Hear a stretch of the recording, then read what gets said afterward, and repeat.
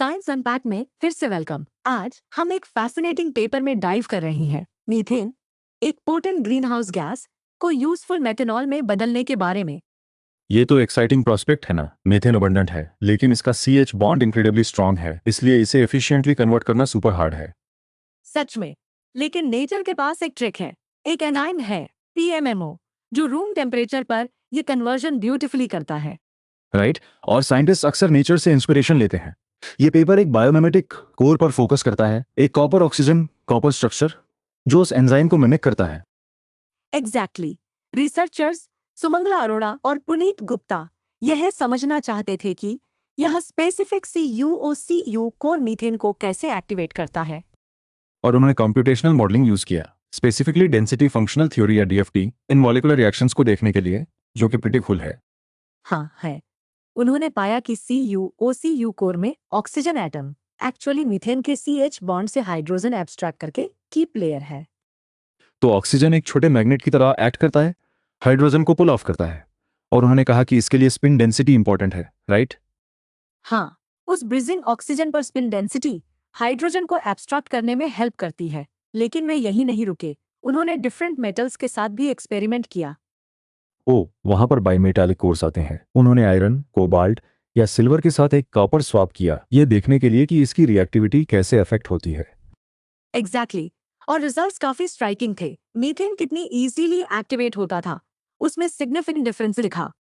Absolutely. Silver containing CuO एक 2+ core सबसे ज्यादा रिएक्टिव था, मतलब मीथेन एक्टिवेशन के लिए लोएस्ट एनर्जी बैरियर था। दूसरी तरफ आयरन सबसे कम रिएक्टिव था। तो सिल्वर को इतना स्पेशल क्या बनाता है? उनके एनालिसिस में इस डिफरेंस के बारे में क्या पता चला? यह लार्जली ब्रिजिंग ऑक्सीजन पर स्पिन डेंसिटी के बारे में है। Higher spin density lower CH activation barrier से कोरिलेटेड है, और स्पिन और रिएक्टिव। हाँ, तो ऑक्सीजन पर ज्यादा अनपेयर्ड इलेक्ट्रॉन्स होने से वो और ज्यादा रिएक्ट करने के लिए ईगर हो जाता है। यह तो बहुत क्लियर कोरिलेशन है। एग्जैक्टली। उन्होंने ये भी पाया कि मेटल ऑक्सीजन बॉन्ड में लोअर इलेक्ट्रॉन डेंसिटी की वजह से CH एक्टिवेशन ईजी हो गया। तो अगर MO बॉन्ड थोड़ा लूजर है, तो ऑक्सीजन मेथेन से हाइड्रोजन ग्रैब करने के लिए ज्यादा अवेलेबल होगा। वाह, यह तो बहुत ही बढ़िया है। ऐसा लगता है जैसे ऑक्सीजन को अपने काम करने के लिए ज्यादा फ्रीडम मिल गई हो। और इस होल प्रोसेस के 2 मेन स्टेप्स हैं। राइट।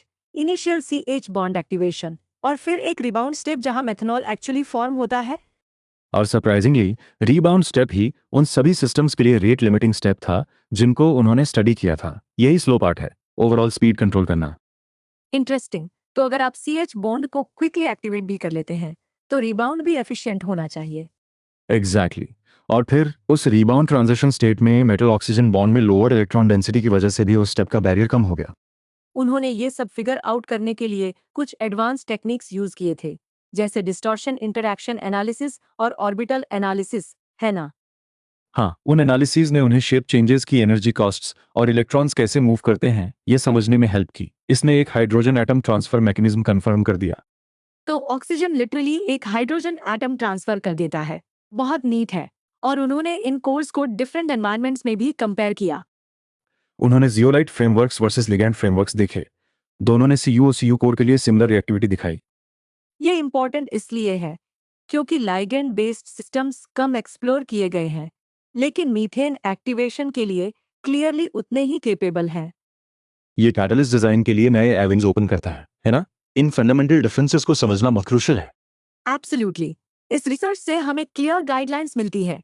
बेटर कैटलिस्ट के लिए ऑक्सीजन पर हायर स्पिन डेंसिटी और MO बॉन्ड में लोअर इलेक्ट्रॉन डेंसिटी रखी।